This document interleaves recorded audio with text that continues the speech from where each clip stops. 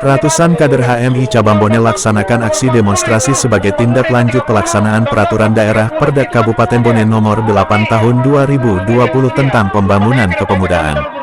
Aksi demo berlangsung di dua titik lokasi yakni di depan kantor daerah pemerintah Kabupaten Bone, kantor Bupati, dan di halaman kantor DPR Bone, Jumat tanggal 23 Agustus tahun 2024. Demonstrasi ini digelar sebagai bentuk tindak lanjut dan evaluasi atas pelaksanaan Perda Kepemudaan yang hingga hari ini belum menemui kejelasan.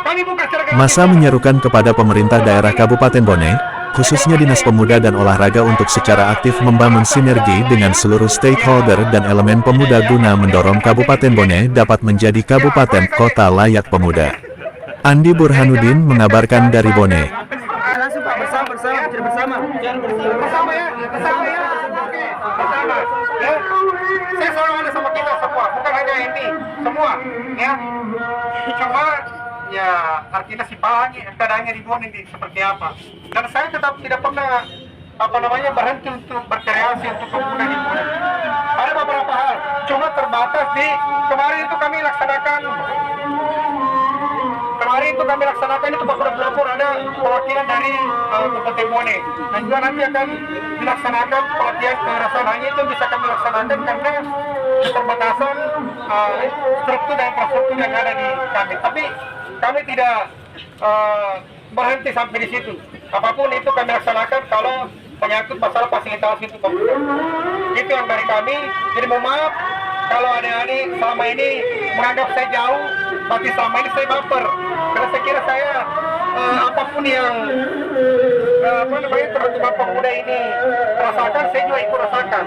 Ya seperti itu. Saya terbuka untuk adik-adik sekalian, selama disporanya ya, kalau saya pribadi terserah. Ya itu nih, Pak.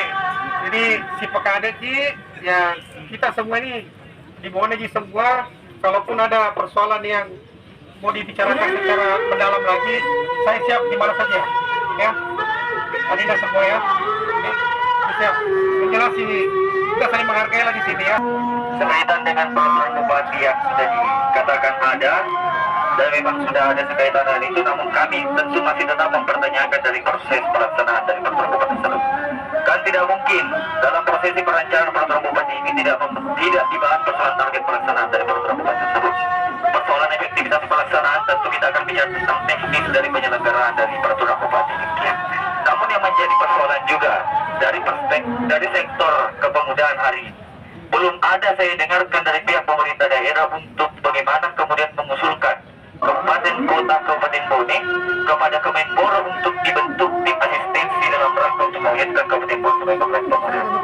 Hal ini yang kemudian, oke baiklah, kemudian disampaikan bahwa tahun depan akan diusahakan. Namun pada persoalannya, jikalaupun tahun depan, kalaupun bisa kita bersama-sama untuk bagaimana menyusun agenda kota layak Bone sebagai kota layak pemuda, kenapa tidak kita lakukan secepatnya? Walaupun kita paham bersama soal RPJMD sebagai satu rancangan program jangka menengah daerah yang harus dimuat di dalamnya sehingga kemudian bisa dilaksanakan soal pembangunan kepemudaan.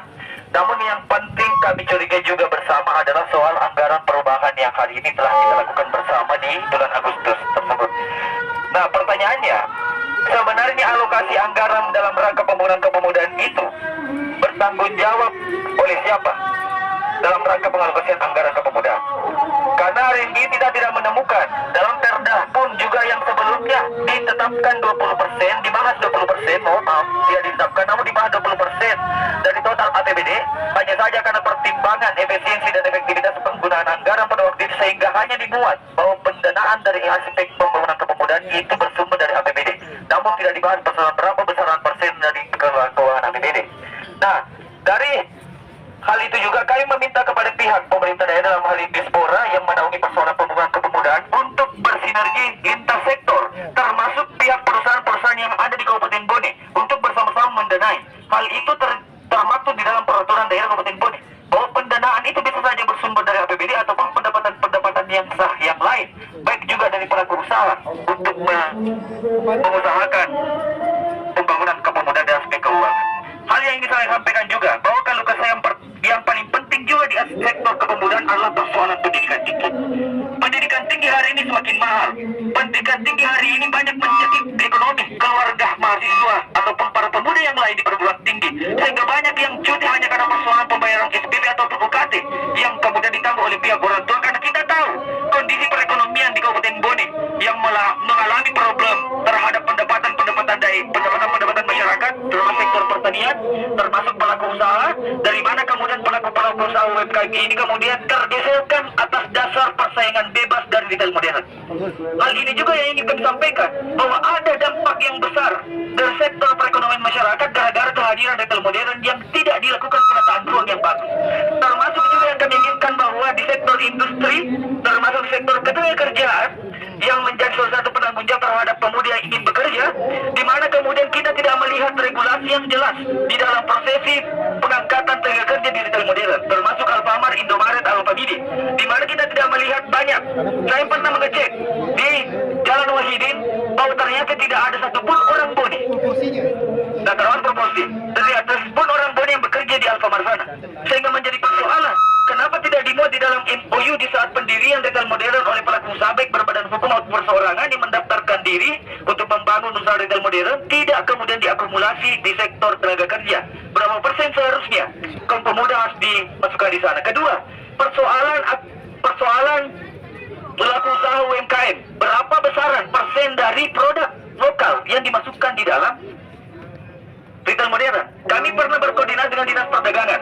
Ada sudah baik, karena hari ini kita tiba di hal ini menjadi dasar untuk menjadikan kota dan serahkan kepada kemudahan ini. Tentunya kami sudah muak dengan aparat terkait, tentunya dari Dinas Pemuda dan Olahraga. Tentunya hanya janji yang telah diberikan. Tentunya hal ini menjadi muak porsinya saudara sekalian, karena pada saat itu RTPU kemarin dia telah dijanji bahwasanya akan dilaksanakan secepatnya yang namanya perumusan rancangan taksi daerah ini. Tentunya hal ini kemudian pelaksanaan perbuk daerah itu, perbuk daerah itu kan kemudian yang kita tunggu dan akan menjelang 1 tahun RDPU kemarin, uang itu tidak terlaksana.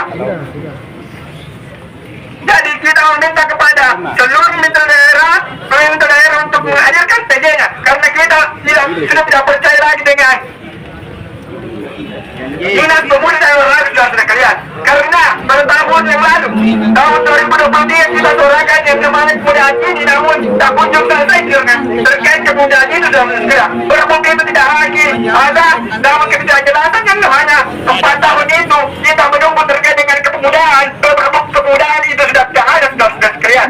Untuk itu kami minta kepada pihak presiden, pihak pemerintah daerah untuk menghadirkan PJ bupati yang ada, karena kami telah muak dengan Dinas Pemuda dan Olahraga sekalian.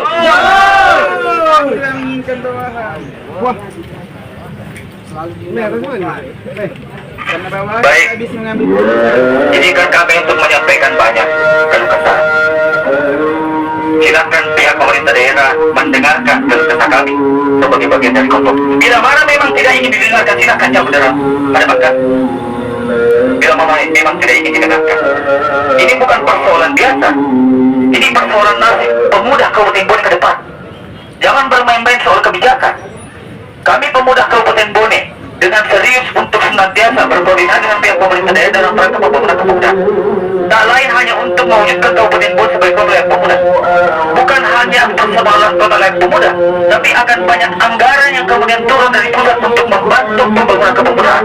Sehingga itu yang kami lanjutkan. Kami sadar bahwa kemampuan daerah Kabupaten Bone dan sektor APBD tidak mampu menangani dan kemudian membiayai persoalan pembangunan kepemudaan.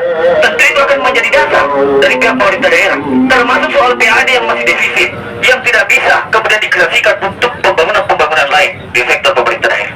Olehnya itu, dengan kehadiran kami hanya untuk membahas dan mendengarkan langsung apa yang menjadi problem mendasar kepemudaan yang tidak tuntas sampai hari ini.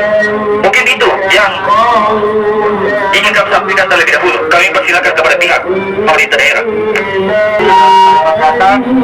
Adik-adik saya, saudara ini, izinkan saya dalam hal ini mewakili PJ Bupati, karena kebetulan yang disuarakan adalah menyangkut masalah pemuda.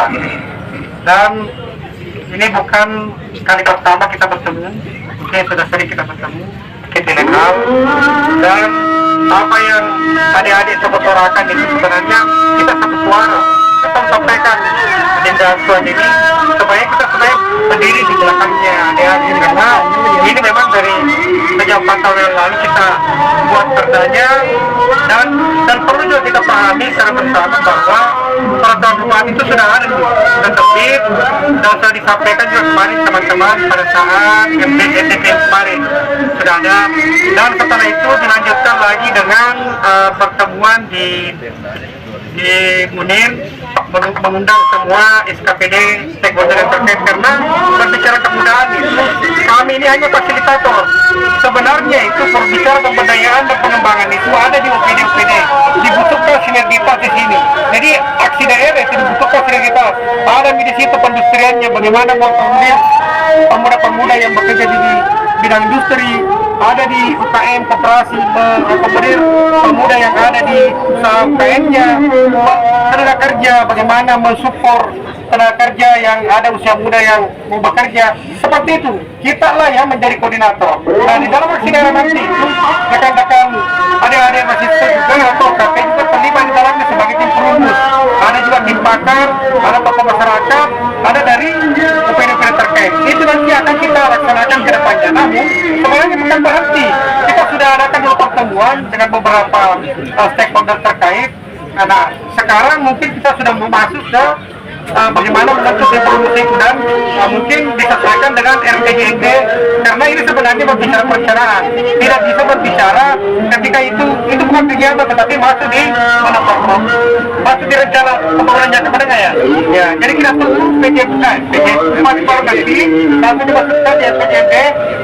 Insya Allah kita akan libatkan semua stakeholder yang ada, termasuk nanti unsur-unsur kepemudaan yang ada dalamnya. Makanya kemarin kan sudah kita bentuk, kita sudah dialog, kita undang semua dinas-dinas yang ada. Mungkin ada yang lihat semua siapa-siapa yang ada. Kalau ada yang diwakili, mudah-mudahan diwakili itu kemarin paham apa maksudnya, karena terus terang saja ini sering saya suarakan. Saya baru 1 minggu saya di Istora, saya langsung kejar itu perbuatan di kata hukum. Saya tidak perhatian sama adik-adik saya. Saya marah kalau bilang saya tidak perhatian. Saya cinta pemuda. Boleh tanya dia Linda, saya 25 jam telepon saya, terima semua teleponnya, bukan hanya dari kami, dari manapun. Saya perjuangkan ke semua kalau pemuda, berbicara pemuda. Saya 1 minggu saya di Dispora, saya langsung kejar jadi perbuknya kan, karena 2 tahun tertunda itu perbu. Saya jadikan itu perbuknya, saya kasih rekan-rekan sekalian. Nah, untuk menuju ke sana kan saya baru setahun waktu itu, makanya baru sekarang kami rancang. Dan untuk 2025 insya Allah nanti baru kita masuk ke penyusunan tim perumus, karena di situ harus masuk RPJMD. Nah, tidak seperti, jadi kalau berbicara pemberdayaan dan pengembangan. Andi Burhanuddin mengabarkan dari Bone.